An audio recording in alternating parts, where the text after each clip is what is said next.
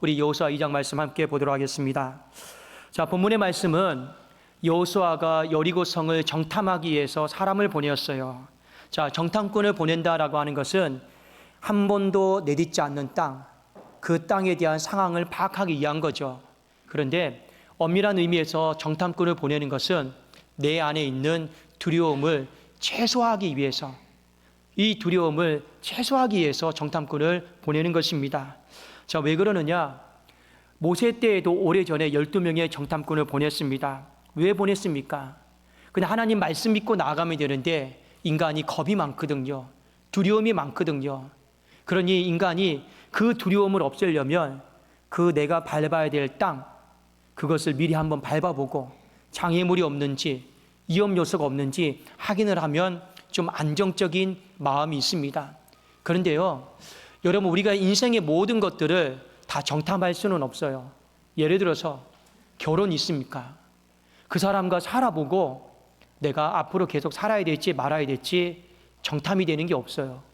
이건 믿음으로 선포하고 살아야 되는 거죠. 그래도 우리는 어떻게 해요? 오랜 연애 기간, 그리고 오랜 시간을 갖고 서로 파악을 하고 내가 이 사람과 살면 좋겠다, 또 살면 안 되겠다, 나름대로 또 결론을 내리는데 솔직히 그것도 다 부질없는 거예요. 아무리 오랜 기간을 여러분들이 객관적으로 한번 파악했다 칩시다. 인생의 삶의 변수가 여기서 터지고 여기서 터지고 또 위에서 터지고 아래에서 터지는데 어떻게 그 모든 삶의 변수들을요 다 여러분 조합해서 막아낼 수 있겠느냐라는 거예요. 그건 불가능한 일입니다. 정탐을 한다고 해서 두려움이 다 최소화되느냐? 그것은 또 아니에요. 그럼에도 인간은 정탐을 하기를 원하고 있습니다. 왜요? 이미 모세 때 그들이 이런 정탐 보고를 받았어요. 거기에는 거인들이 살고 있고 우리는 메뚜기 떼처럼 너무 보잘것없이 작습니다. 이제 실제적으로 그 땅을 밟아야 된단 말이에요. 그때 어땠습니까? 이스라엘 백성들이 큰 두려움에 사로잡혔어요. 이때 갈렙과 여호수아가 유일하게 설득을 시키죠. 맞다. 두려움의 땅이다. 그러나 하나님이 약속하신 젖과 꿀이 흐르는 땅이고 하나님의 말씀이 있는 땅이다. 두려움이 있는 건 사실이지만 그래도 여호와의 말씀을 붙잡고 우리가 얼마든지 나아갈 수 있다. 그런데 사람들은요 여호수아와 갈렙의 말을 듣지를 않았습니다. 오히려 여기까지 인도한 하나님과 모세를 원망을 했죠. 그리고 다시 애굽 땅으로 돌아가겠다, 헤어지겠다, 다시 세상으로 돌아가겠다, 그러면서 하나님 앞에 온갖 원망과 불평을 다 쏟아냈습니다.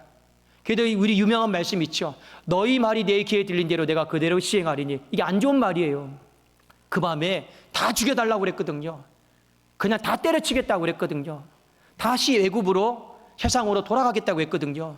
그 결과 어떻게 됩니까? 너희 말이 내 귀에 들린 대로 하나님 그대로 여러분 시행하셨습니다. 여호수아와 갈렙을 빼고 출애굽한 1세대들은 다 죽었어요. 하나님의 진노 속에서 다 죽었습니다.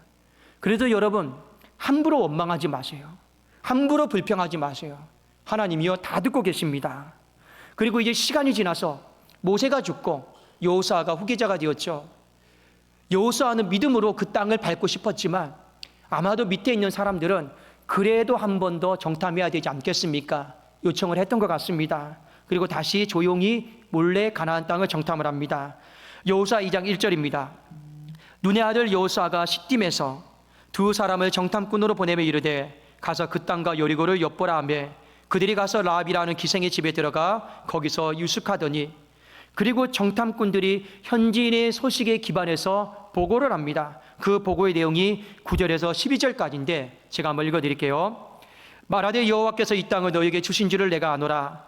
우리가 너희를 심히 두려워하고 이 땅 주민들이 다 너희 앞에서 간담이 녹나니 이는 너희가 애굽에서 나올 때 여호와께서 너희 앞에서 홍해물을 마르게 하신 일과 너희가 요단 저쪽에 있는 아모리 사람의 두 왕 시온과 옥에게 행한 일 곧 그들을 전멸시킨 일을 우리가 들었습니다.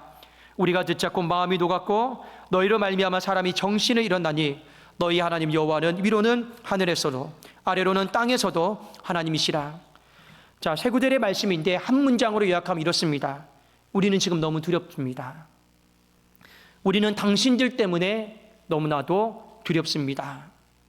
이 정탐 보고를 받고 여호수아의 마음이 어떠했을까? 두 가지로 우리는 충분히 합리적으로 생각을 할 수 있습니다. 첫 번째, 오래전에 우리가 가졌던 두려움이 있죠. 이 모든 두려움이 다 부질없는 두려움이었구나. 두려워하지 않아도 될 일을 우리가 두려워했구나. 왜요? 그때는 그들이 거인이고 우리가 메뚜기고 100번을 생각해봐도 두려워할 수밖에 없는 상황이라 생각했는데 지금 와서 돌아보니 뚜껑을 열어보니 어때요? 우리가 거인이고 저들이 메뚜기란 말이에요. 다 부질없는 두려움이에요. 여러분, 가정도 마찬가지입니다. 서로 다투죠. 교회 안에서도 가끔씩 서로 다투죠. 그때는요, 진짜 큰 문제를 가지고 우리가 싸우는 줄 알았어요. 진짜 그 문제 가지고 피 터지게 가치 있게 싸우는 줄 알았단 말이에요. 다 돌아보면요, 부질없는 싸움이에요. 부질없는 두려움이에요. 솔직히 보면 아무것도 아닌 거예요. 그러니까 여호수아가 오늘 정탐 보고를 받고 그는 알잖아요. 이것 때문에 강야 1세대가 다 죽었어요. 보니까 다 부질없는 두려움이에요. 그걸 가지고 다투고 원망하고 불평하고 다시 믿음을 생활하네 안 하네, 애굽으로 돌아가네 안 하네, 하나님 원망하고 저주하고 불평하고 잘못 인도함 받았다 그러고 당신과 살아서 억울하다 그러고 여기까지 인도한 모세 마음에 안 든다 그러고 다 돌아보니까 부질없는 두려움이었다. 모세는 그렇게 느낄 수밖에 없습니다. 또 하나는 뭐냐? 내가 두려워하고 있는 줄 알았는데 상대도 두려워하고 있다라는 것을 새롭게 알게 되었습니다. 쉬운 말로 말씀드리면 나만 마귀 무서워하는 줄 알았는데 마귀도 나를 무서워하고 있더라라는 거예요. 사람과의 관계도 여러분 마찬가지입니다. 어떤 사람이 가끔씩 이래요. 목사님, 나는 저 사람이 너무 샘나요. 시기가 생겨요. 질투가 생겨요. 왜 하나님은 나에게 안 주시고 저 사람에게만 주셨습니까? 근데 어디 가서 말도 못하는데 본인만 괴로워요. 근데 나중에 보면 이런 경우가 있어요. 목사는 알아요. 그 상대방도 그분을 시기하고 질투하는 경우가 상당히 많아요. 서로 모르는 거예요. 나만 시기하고 질투하는 줄 알아요. 아닙니다. 내가 마귀를 무서워합니까? 근데 오늘 새로운 사실을 알았어요. 마귀도 나를 두려워하고 있다라는 새로운 사실을 알게 되었습니다. 이것이 정탐꾼들이 보고한 내용이죠. 그렇다면 우리는 여기서 1번과 2번의 보고에 대해서 한번 정리를 할 필요가 있습니다. 자, 1번.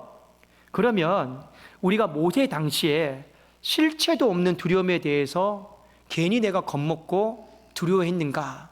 이 질문에 대해 한번 답을 한번 낼 필요가 있습니다. 아닙니다. 그때 당시에 여호수아와 갈렙이 보고한 내용을 보면 실체가 없는 두려움이 아니었어요. 실체가 있는 두려움이었습니다. 그들이 뭐라고 얘기했습니까? 두려운 것은 사실이다. 그들이 거인인 것은 사실이다. 그런데 우리에게는 하나님의 약속이 있지 않느냐? 우리는 하나님이 함께 계시지 않느냐? 그러니 우리는 얼마든지 이 실체가 있는 두려움을 우리는 극복하며 나갈 수 있다. 그것이 오래전에 여호수아와 갈렙이 보고했던 내용이었습니다. 그런데 지금 이 시간에 뚜껑을 열어보니까 실체가 없는 두려움이란 말이에요. 그러면 분명히 실체가 있는 두려움인데 실체가 없는 두려움이 됐어요. 부질없는 두려움이 아니었단 말이에요. 그런데 지금 뚜껑을 열어보니까 실체가 없는 두려움이 됐단 말이에요. 그러면 이 사이에 한 가지 일이 생긴 거예요. 어떤 일이 생긴 겁니까? 하나님께서 그 실체가 있는 두려움을요, 몰아내 주신 거예요. 하나님께서 그 실체가 있는 두려움을요, 정리를 해 주신 거예요. 여러분, 그렇습니다. 우리가 인생을 살아가면서 누구에게나 다 두려움이 있습니다. 그 두려움을 두렵지 않은 척 할 필요 없어요. 두려운 건 사실이니까요. 그리고 여러분이 느끼고 있는 두려움에 대해서 감히 판단하지 않습니다. 그것에 대해서 과소평가하지 않습니다. 뭘 그런 것 가지고 권사님, 장로님 두려워하십니까? 몰랐네요. 이런 말도 하지 않습니다. 다 실체가 있는 두려움이니까요. 다만 이렇게는 말씀을 드리고 싶습니다. 실체가 있는 두려움이라 할지라도 반드시 하나님은 그 실체가 있는 두려움을 몰아내 주시고 정리해 주신다라는 것을 믿고 우리는 얼마든지 그 두려움을 넉넉히 이길 수 있다라는 사실은 우리는 분명히 알고 지나가셔야 됩니다. 그렇다면 하나님은 누구에게 이 실체가 있는 두려움을 부질없는 두려움으로 정리를 해 주시느냐? 오늘 여호수아 말씀을 통해서 우리가 한 가지 힌트를 얻을 수 있어요. 자, 이들이 여호수아 1장에 보면 한 가지 정리된 게 있죠. 그게 무엇입니까? 요단강을 건너기로 다 작정했습니다. 내가 믿음으로 살아가기로 작정을 했습니다. 내가 믿음의 방식으로 살기로 하나님 앞에 작정했어요. 맞습니다. 하나님은 실체가 있는 두려움을 분명히 내쫓아 주시는데 누구에게 그 일을 행하시느냐? 그래도 내가 세상 방식이 아니라 인간의 방식이 아니라 믿음의 방식으로 살아가겠습니다. 말씀의 방식으로 내가 살아가겠습니다. 내가 그래도 믿음으로 이 요단강을 건너보겠습니다라고 결심하고 결단하는 심령들에게 하나님은 반드시 그 실체가 있는 두려움을요, 부질없는 두려움으로 바꿔주신다라는 것을 오늘 성경은 우리에게 일깨워주고 있습니다. 여러분, 하나님 앞에서 두려움을 쫓아내달라고 해서 두려움이 쫓아나는 건 아니에요. 하나님이 두려움을 제거하는 방식은 이런 방식이에요. 내가 믿음으로 살겠노라. 내가 믿음으로 요단강을 건너겠노라. 내가 믿음의 방식으로 살아가겠노라. 이 결심과 결단이요, 하나님으로 하여금 실체가 있는 두려움을 부질없는 두려움으로 바꿔주신다라는 것, 그것이 두려움을 다루시는 하나님의 방법입니다. 또 하나, 우리가 이번 질문에 대해서도, 보고에 대해서도 한번 생각해 볼 필요가 있습니다. 자, 여리고가 나를 두려워하고 있다라는 거예요. 마귀가 나를 두려워하고 있습니다. 자, 이 보고는요, 여호수아뿐만 아니라 정탐을 했던 두 사람에게도 적잖게 충격적인 보고였습니다. 우리가 이전에 신앙의 선배들로부터 이런 말들을 들었죠. 마귀는 누구를 제일 무서워합니까? 마귀는요, 기도하는 사람을 제일 두려워해요. 마귀는 어떤 교회를 제일 두려워합니까? 대형교회 아니에요. 시스템이 갖춰진 교회 아니에요. 마귀 웃어요.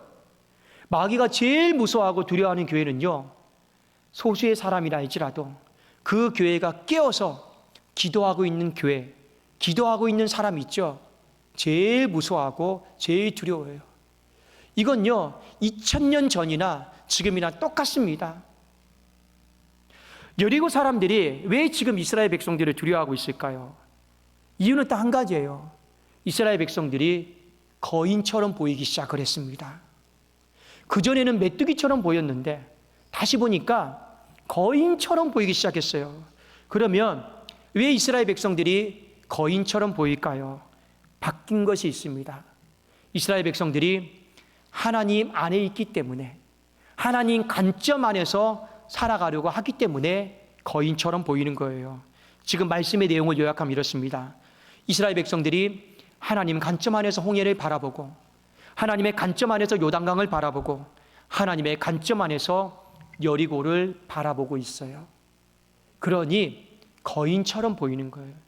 이 세상의 가장 큰 거인은 누구입니까? 골리앗이 아닙니다. 하나님이셔요. 그런데 우리가 하나님의 관점 안에서 바라보고 밀고 나가고 있는 거예요. 진격해오고 있는 거예요. 그러니 여리고가, 마귀가 두려운 것입니다. 기억하십시오. 우리가 은사가 많다고 해서 마귀가 두려워하지 않습니다. 능력이 많다고 해서 마귀가 무서워하는 것도 아니에요.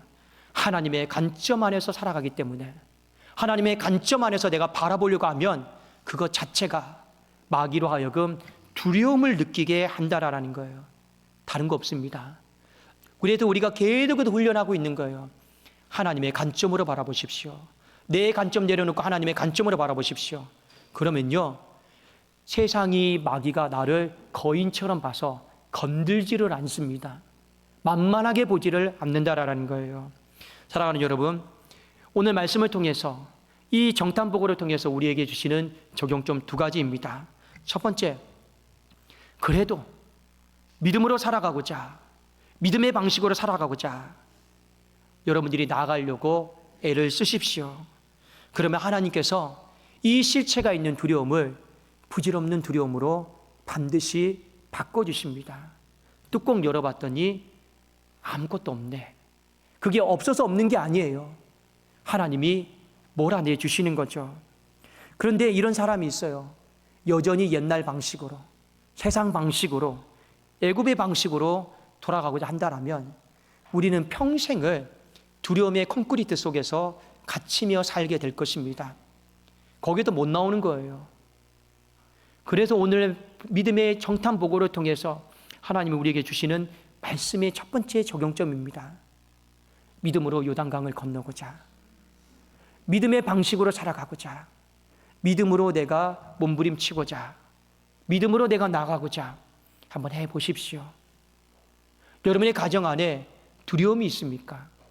아마 그 가정에 그 두려움은 계속해서 커질 수 있어요. 전염병처럼 커질 수 있습니다. 그 부부가, 그 가정이 믿음의 방식으로 살고자 하지 않는다라면 두려움은 걷잡을 수 없을 정도로 커질 것입니다. 교회도 마찬가지예요. 믿음의 방식으로 살고자 하는 것을 놓아버린다라면 교회는 걷잡을 수 없는 매일매일 문제의 두려움 속에서 우리는 허우적거리게 될 것입니다. 사랑하는 여러분, 부디 저나 우리 모든 주의 권속들이 믿음으로 요단강을 건너기로 했다라면, 다시 옛날 방식으로 옛생활로 돌아가지 않기로 했다라면, 믿음으로 살아가기로 했다라면 하나님께서 이 5월에 그 실체가 있는 두려움들을 부질없는 두려움으로 몰아주시기를 예수 그리스도 이름으로 축원합니다. 우리 그것을 믿고 나가야 돼요.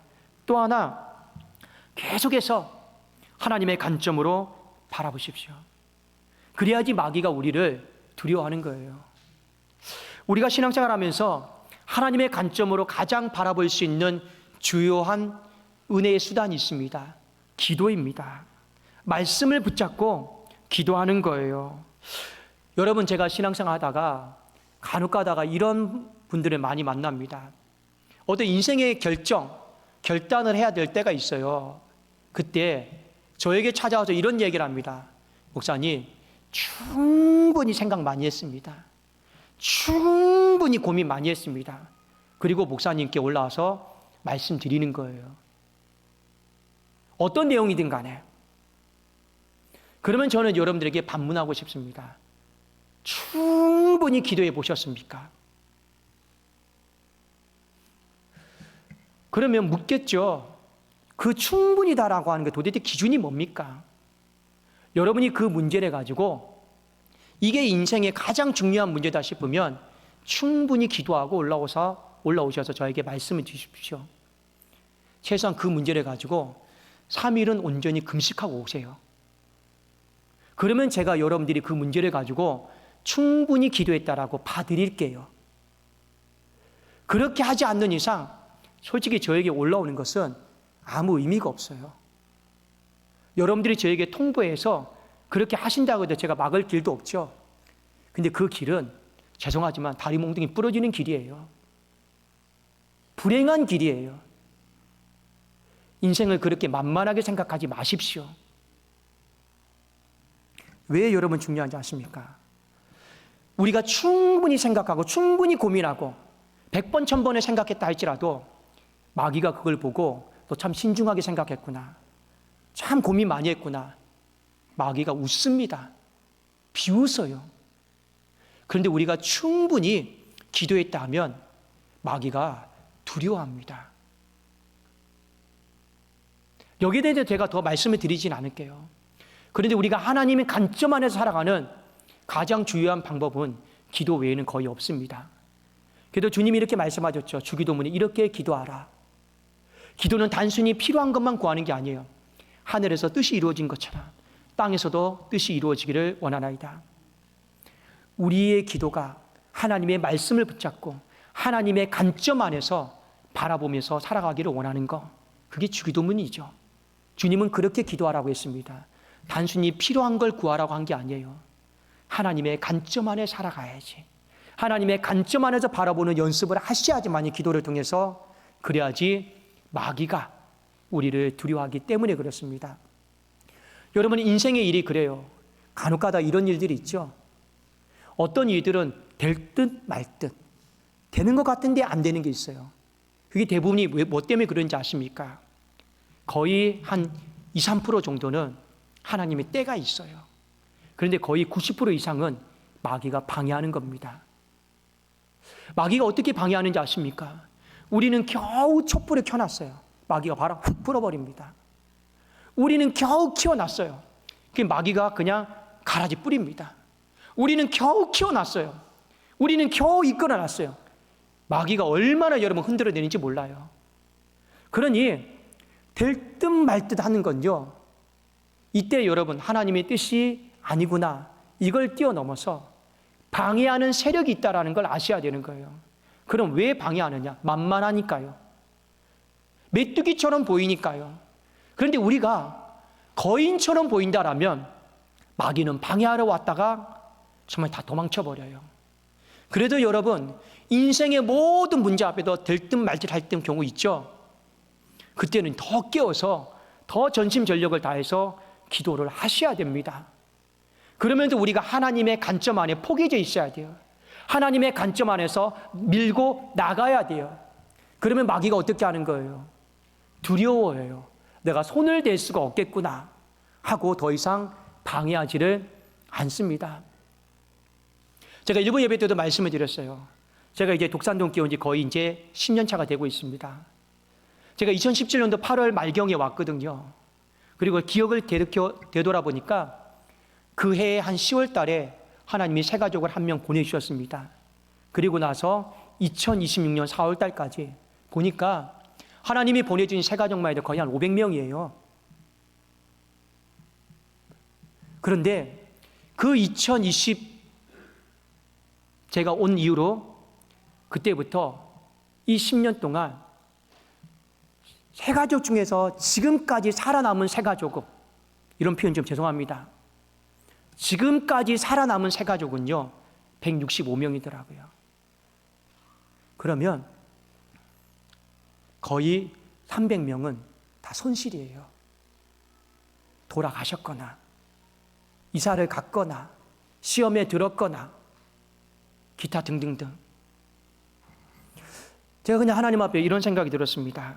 하나님, 한 영혼을 믿음의 가정으로 세우기 위해서 또 애쓰고 또 애쓰는데, 겨우 한 영혼 붙여놓으면 여기서 일 터지고 나가고, 겨우 또 한 영혼 모시고 오면 또 여기서 일 터지고 나가고, 저 사람과 함께 일꾼 되어서 교회 세워 나가겠다 하면 떠나겠다 그러고, 그러면 마음이 어떤 마음일까요? 이 목회를 소망이 있을까? 왜요? 왜 힘든지 아십니까? 애쓰고 애썼는데 다시 또 원점이에요. 애쓰고 또 애썼는데 또 다시 원점이에요. 그게 사람을 되게 힘들게 만들거든요. 지치게 만들거든요. 근데 그때마다 하나님이 주시는 말씀이 뭐냐? 인간의 관점이 아니에요. 다시 기도의 골방으로 들어가서 하나님의 관점으로 저 적과 꿀이 흐르는 땅, 가나안 땅을 바라보는 거예요. 그러다 보면 달라지는 게 있죠. 뭐가 달라집니까? 이스라엘 백성들이 늘 광야 40년은 늘 싸우고 불만족스럽고 원망인 것 같은데, 시간의 흐름 속에 뭐가 달라집니까? 점점 더 약속의 땅을 향해 1cm 더, 또 약속의 땅을 향해 1cm 더 나가 있더라라는 거예요. 그 믿음의 진격은 하나님의 관점 안에서 밀고 나가는 거지, 하나님의 관점 안에 우리가 살아가지 않으면 우리는 절대로 1cm도 더 만족스럽게 소망스럽게 나갈 수가 없습니다. 사랑하는 여러분, 기억하십시오. 여러분 안에 이 여리고를 하나님이 지나가게 하실 겁니다. 그 여리고는 내 안에 잘못된 두려움들이에요. 잘못된 두려움들입니다. 근데 하나님은 오늘 여리고를 지나가기 전에 그 잘못된 두려움, 내 안에 있는 두려움들을 확실하게 정리 좀 하고 가라. 왜요? 우리가 붙잡아야 될 건 믿음이죠. 우리가 붙잡아야 될 건 소망이죠. 우리가 붙잡아야 될 건 사랑이죠. 이거 붙들고 여러분 밀고 나가셔야지, 의심 붙잡고 두려움 붙잡고 나갈 수가 없기 때문에 그렇습니다. 여러분, 이후에 또 말씀드리겠지만 이 여리고 성은 전쟁에서 무너진 성이 아니에요. 어떻게 무너진 성입니까? 성을 돌면서 하나님이 무너뜨렸단 말이에요. 그런데 이스라엘 백성들의 마음이 이런 생각 안 들었겠습니까? 내가 이렇게 하나님이 시킨 대로 도는데 위에서 돌이라도 떨어뜨리면, 기름이라도 부으면 어떡할까? 그런 두려움들이 있지 않을까요? 그러면 지는 거예요.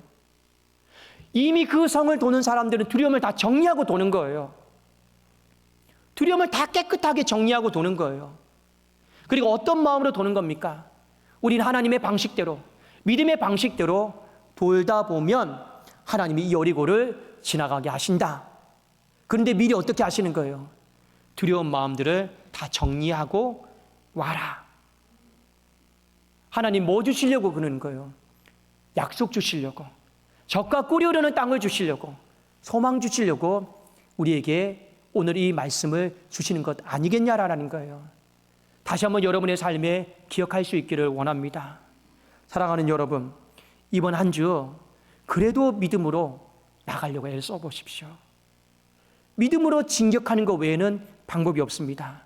그때서야 하나님이 우리의 인생의 모든 두려움들을, 이 실체 있는 두려움들을 다 부질없는 두려움으로 정리해 주십니다. 여러분, 그 믿으셔야 돼요. 또 하나 무엇입니까? 제발 기도하면서 하나님의 관점으로 바라보십시오. 그냥 저에게, 목사님, 저희 가정이 충분히 생각해 봤고요, 충분히 고민해 봤고요, 그냥 말도 꺼내지도 마세요. 그래서 어쩌라고요? 충분히 생각해 봤는데 어쩌라고요? 충분히 고민해 봤는데 어쩌라고요, 저보고요? 그냥 목사님, 말씀대로 충분히 저나 집사람이 3일 동안 금식했습니다. 그런데 답이 딱 이거네요. 그러면 제가 그때 여러분과 대화를 나눠드릴게요. 그 외에는 저한테 얘기도 꺼내지도 마세요. 죄송한 말이지만 목사를 뛰어넘지 못하면 하나님을 못 뛰어넘습니다. 그럼에도 불구하고 제 갈 길을 가고 싶다 하면 각오는 하고 가시라라는 거예요. 모든 리스크와 위험은 감수는 하고 가시라라는 거예요. 절대로 세상은 만만치가 않습니다. 내가 볼 수 없는 리스크들이 어마어마하게 지뢰밭처럼 도처에 깔려있는 것이 인생길이니까요. 그렇지 않겠습니까? 부디 모든 두려움들을 확실하게 다 정리하시고 이번 한 주 소망으로 나아갈 수 있기를 예수 그리스도 이름으로 축원합니다. 기도하겠습니다. 기도하고 우리 세례식을 진행하도록 하겠습니다. 살아계신 하나님 아버지와 감사합니다. 모든 주의 권속들의 마음 가운데